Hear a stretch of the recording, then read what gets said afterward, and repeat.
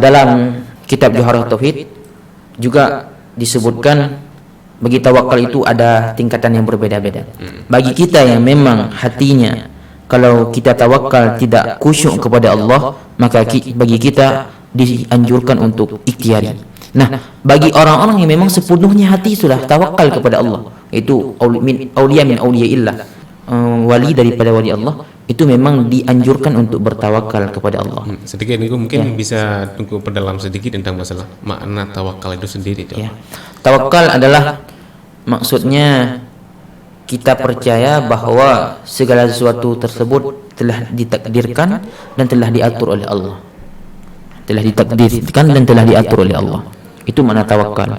Berarti sikatu min indihi ila min indillah. Kita percaya bahwa semuanya ada di sisi Allah. Itu tawakal.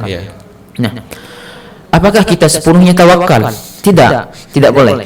Maka hal ini bisa kita pahami daripada sebuah hadis Nabi.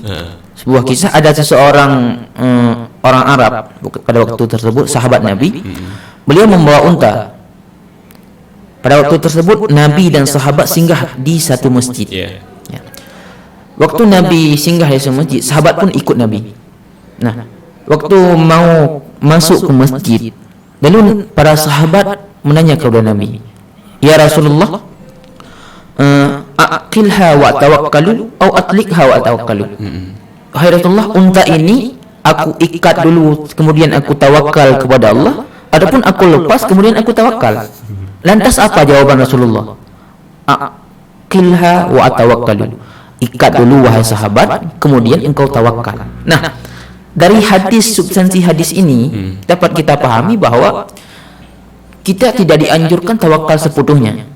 Di samping tawakal, kita juga dianjurkan untuk ada ikhtiar agar harta dan ilmu dan seluruh yang telah ditakdirkan agar kita peroleh pada hari tersebut. Hal ini sering terjadinya pada masalah rezeki, jodoh dan selain-lainnya. Ya.